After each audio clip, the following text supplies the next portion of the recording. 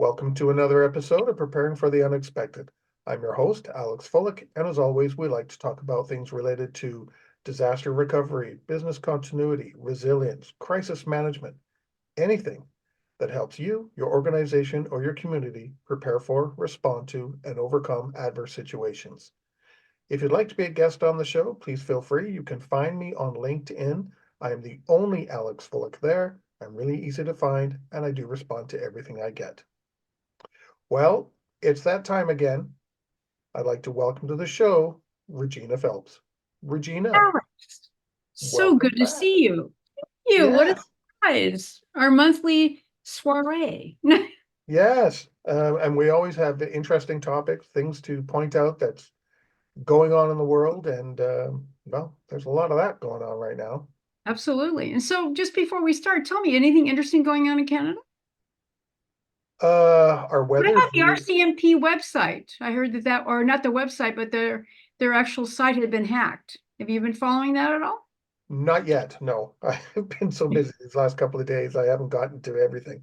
But I did hear about it, Mm-hmm. which was rather interesting.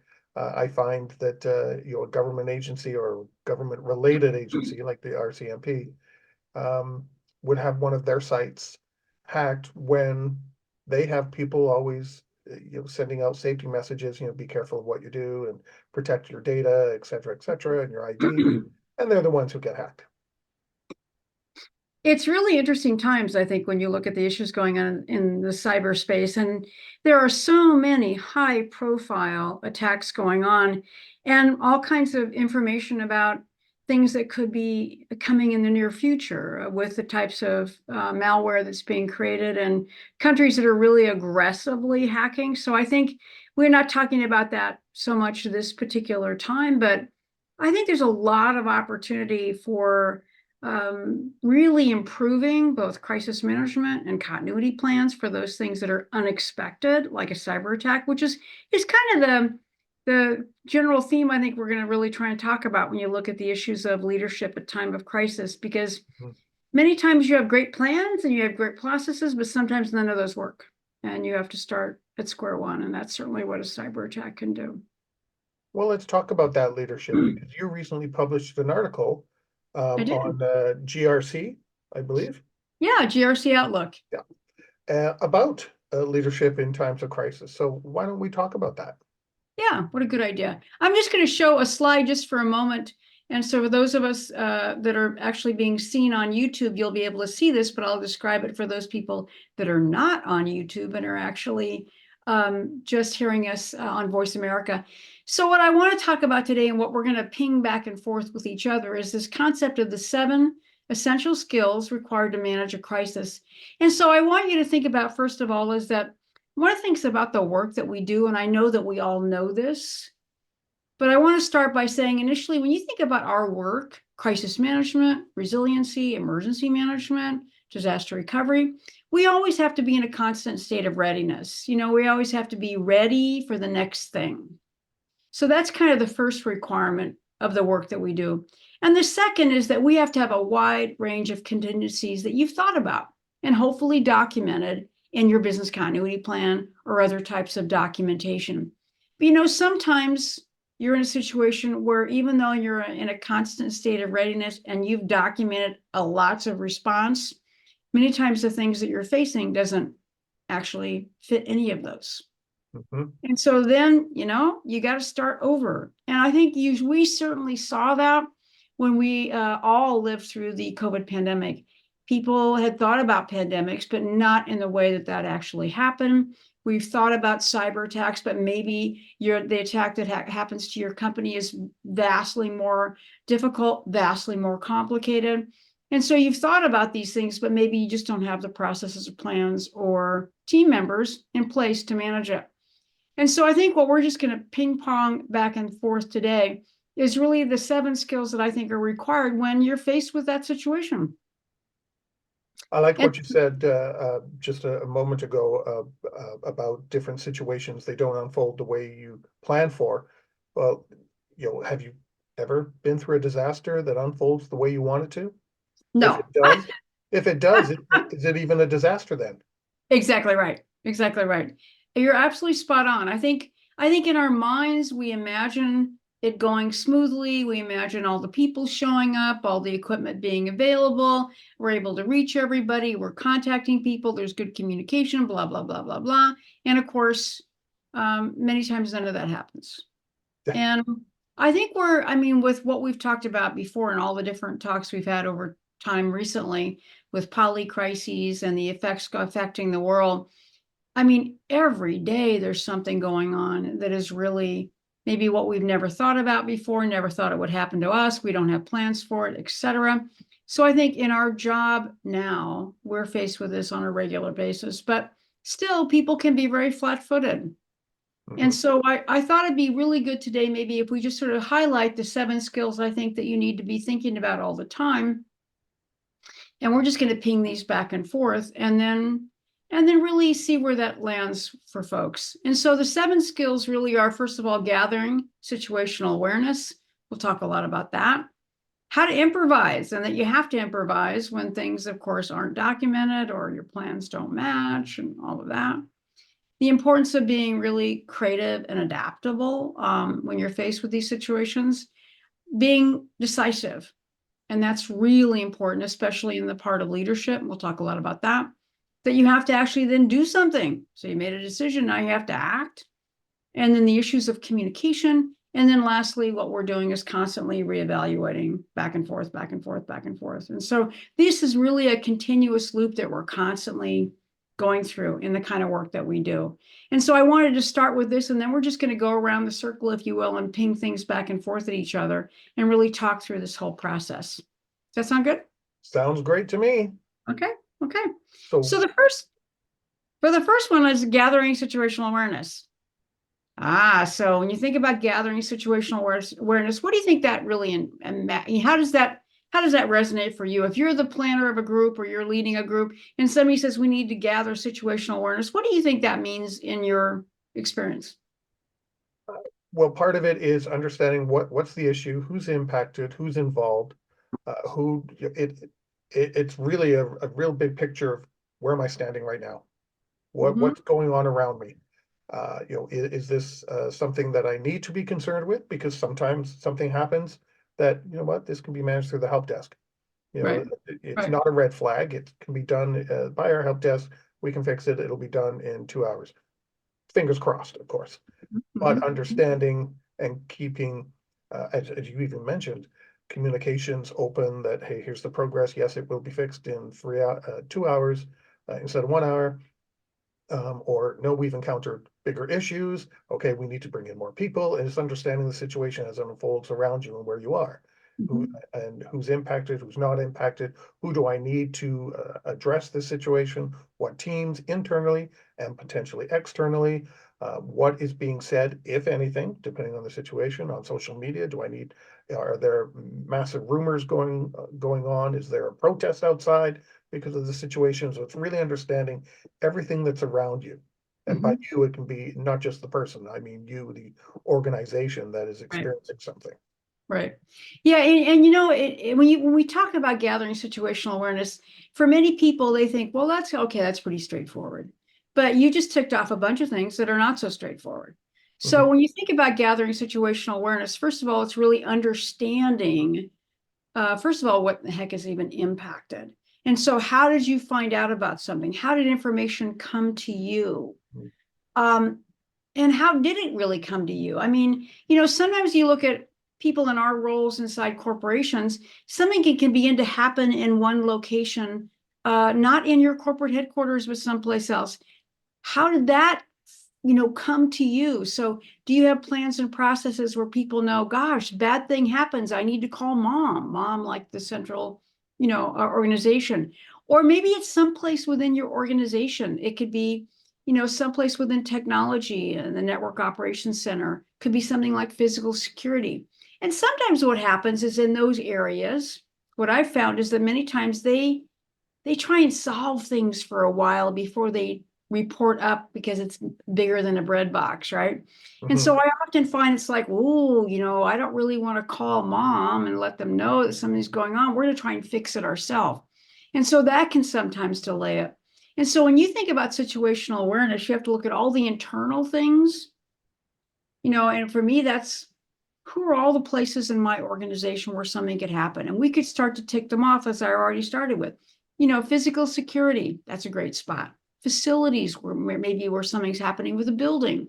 Maybe your air conditioning just died and it's 100 degrees outside Fahrenheit. Or maybe it's something in your network operations center. Or maybe there's something with a key vendor that now all of a sudden can't provide a service or a product, and it's going to impact your business operations. But how does all of that information get to people like us, right? And that mapping is really important. So that's kind of the internal thing, really important. But have you actually really mapped it out? So when we work with companies, the first thing I like to do is map the world, is what I call it. Where could things happen? How do they know to call you? How do they know to call a certain number? So it's really mapping that out. I find often that is often poorly done or not done at all. Not that people have missed it, right? But they just don't think about it. Right? I remember working for a company. They had, I don't know if the United States has this, but we had two processes, 911 and 411. 911 speaks for itself. We know what that is. Yep. If there's something major, the world gets notified. Everything gets mobilized. 411 is information. We have the same thing. Yeah. Okay. I wasn't sure because I've never seen it actually mentioned down there. So yeah. but sharing of information, we have an incident, everybody's aware, don't panic. Our help desk, like I said, mentioned earlier, an example, is going through the usual processes of investigating, contacting the right people. They are taking a look at it to find out what the situation is. Do we need to escalate to a 911? But it puts everyone on notice so that they are aware there is a situation. And if it gets resolved, great, wonderful. If it doesn't get resolved, I'm already know that I have to look at my plan or pull my plan out and take a look at it and get ready, in case it escalates. Right. Yeah, that piece of information internally is one of the things I think that's really important. But then what you're also mentioning is really the outside information. So how do you know something is going on? Do you have some sort of system within your community that you've signed up for that you get notifications from your government, for example, if there's a particular issue? Or are you getting pre-notifications from your utility company that maybe there's going to be an unplanned outage, immediately going to be happening that's going to impact you? Do you have something like that? What about your immediate area? What about maybe a protest that's 10 blocks from your office and you can't see it and you haven't heard anything about it, but perhaps you actually, have programs through like Onsolve or Everbridge where you've got a critical event management and you're being pinged that you have a key location that's near a protest or something like that that's going on, or a building fire or an active shooter. So how does that come to your organization, to yourself, as well as the other people that need to be engaged? So first of all, I think if we haven't mapped all of our ways that we get situational awareness, that's kind of the first thing I think about. And there's internal sources and there's external sources. But then when you get that, how do you actually process it? So it's handed to you. So once you've gotten situational awareness, then the next question is, okay, that's great. But then you need to then internally make some decisions. Would this have a particular impact to us? Is there a business impact? Is there a human resource impact? Do we need to start communications and those kinds of things? So you need to process all of that.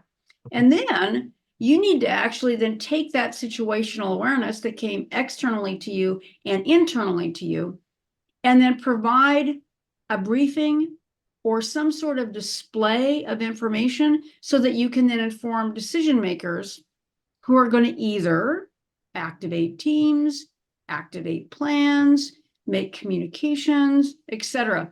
So you got to receive it, but then you got to do something with it, right? You got to process it, you got to display it, you got to really make it usable information. Otherwise, you're just sort of throwing data at people like, okay, what do you think about this? And what do you think about that? Because when you think about the situational awareness, when you receive it, then you, especially as a crisis manager or business continuity person or the emergency manager for an organization, have to then apply that to what it means to your location, your Mhm. company, your location, as far as activities, and then serve that up. So that's actually sounds super simple, but most of my clients really struggle in finding ways to basically get that data, process it, then actually serve it up to the decision makers and then do something with it.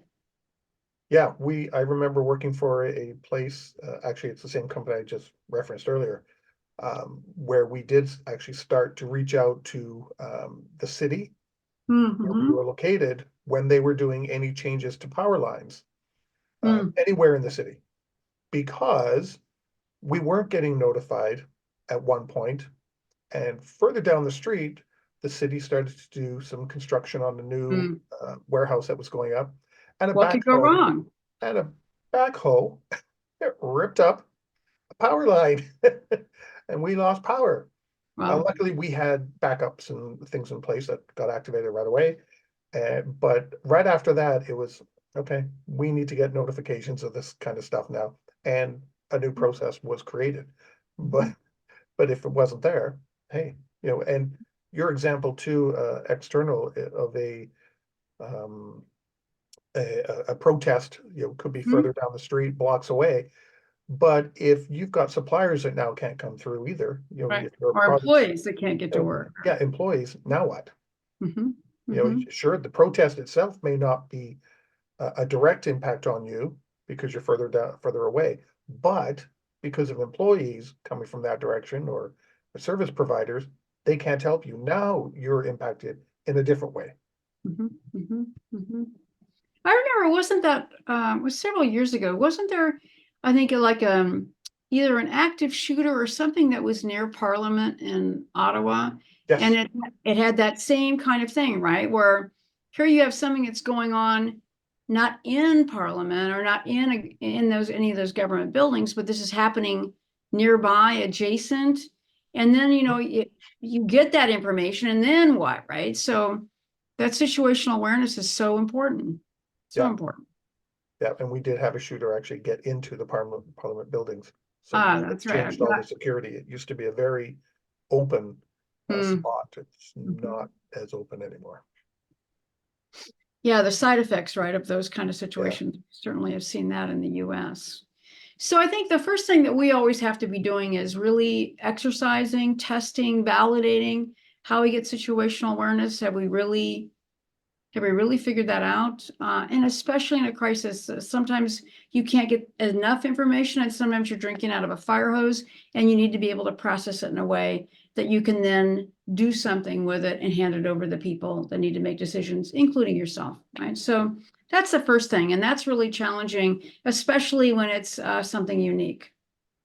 So that's the first thing. The second thing is that when you actually gather all that situational awareness, then you come to the next stage, which is really the need to improvise. Now, I think what I find fascinating in all my years of practice is that when people have to improvise, there's a lot of discomfort initially, because after all, you spend a lot of time designing all these plans, all these business continuity plans. But I will tell you something, that in the vast majority of emergencies that I've seen over my lifetime, that many times people pull out their plan, you know what? Nothing's there. Nothing's there to Mhm. fit this particular situation. Or they wrote it in such a narrow fashion, it really wasn't expandable or helpful. And so they pick it up, they look at it, and then pretty much they throw it on the floor. And it's like, well, okay, that wasn't very helpful. Yeah. And then you have to make it up. A better word probably would be improvise, but that's really important. And I think there's a lot of discomfort about that initially because people are thinking, like, well, hey, I spent all this time writing these plans and I pulled it out and it wasn't helpful. But that's what happens with some regularity, even in situations that could have been foretold, but there's nothing in the plan. Do you ever see that? Actually, I will use a situation that I encountered a few years back at a client. They did have a situation, it was a government agency, and what was happening was not in their business continuity plan. It wasn't considered in there because they considered an HR issue. Hmm. So HR had something documented, but what got communicated was that the business continuity plan didn't address the situation, wasn't good enough.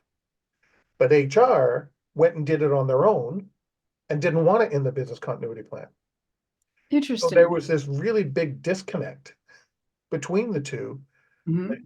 because there was the perception HR is doing their own thing now Hmm. and business continuity isn't doing what we need them to do. Hmm. But Hmm. yet all that information was there. Interesting. Interesting. But in the wrong document, in other Yeah. words. Hmm. Well, I think that when we went through the pandemic, that really changed people's vision about how we all need to improvise, because no one could have foretold, in their plans anyway, that we would have been in a situation where all of a sudden, within the span of a few days, people were sent home and not brought back for those individuals who could work remotely. That wasn't in plans. And I will be honest with you, in all the pandemic plans we have ever written, hundreds of them around the world, based on the technology when those plans were written, it was never, ever in my mind that large numbers of people would be working from home, primarily because there wasn't the infrastructure of the internet, there wasn't Mhm. the bandwidth to actually be able to successfully work from home. And we had very elaborate plans about people working 3 shifts, people being spread out in large footprints, so there would be no physical contact at all, people wearing masks, ventilation issues, all of that, but not that people would actually be able to work remotely. Yeah. And it was really only in the span of the last year or two where that was even remotely a possibility. And then, of course, people pull out their plans. It's like, well, we're not doing that. We don't need to do that. People could work at home. We could have them get a higher, bandwidth and their internet and their home space. And next thing you know, we're all working remotely. A great example of how to improvise. Yes. But Believe it or not, we only have a minute and a half left. Do you want to take a break now? And let's take it. we'll Let me jump in? talk about one more thing, and then we'll Okay, actually take sure. a break. I think the thing that I think about when I think about the issues of how to improvise is that one of the things that I really wish, and you and I've talked about this many times before, but I'm going to lay it in here because if people would be improvising when in reality they could write it in their plans. And that is the issue of a cyber attack. I mean, we are constantly inundated with information about companies failing to be productive for long periods of time because they've never thought about and documented what they would do. And so people think, well, I'm just going to make it up. And what I am here to say is that I believe and wish and pray that everybody listening to this would add to their business continuity plans under the broad umbrella of sustained technology outage, that they would actually have 3 things documented. Because otherwise, you're going to have to make this up, honey. And let me tell you, it's not going to be pretty. The first thing is, what do I do with sustained technology outage? Meaning, I have no access to anything. What can I do? Now, people will say, like, we'll just figure it out when we get there. Well, no, you could figure a lot of that out right now. So I want some, like, do we open up spreadsheets? Do we do things, blah, blah, blah, blah, blah. How do you do that now? So that's the first thing. The second thing I want them to have in that plan is, how do they deal with data loss? Think of most organizations. You cannot just make up numbers. If you lost 3 or 4 or 5, 6 days of data, what are you going to be doing? I mean, if you're financial in particular. And the last thing is essentially is, how do you validate the information when your technology team gives it back to you? I have never, ever, ever seen any of my clients have any of that. And I will tell you, in all my clients who have had a horrible cyber attack, they need to do all 3 of those things. But they could have thought about that in advance right now. And so that's called improvisation, but they should be doing it right now and it should be documented. And on that note, we can take a break. We are. We're going to take a break. Today we're talking with Regina Phelps, and we will be right back. If you like that video, thumbs up. If you didn't like that video, thumbs down. But leave me a message and let me know your thoughts. Of course, don't forget to subscribe. And in the meantime, stay prepared, everybody.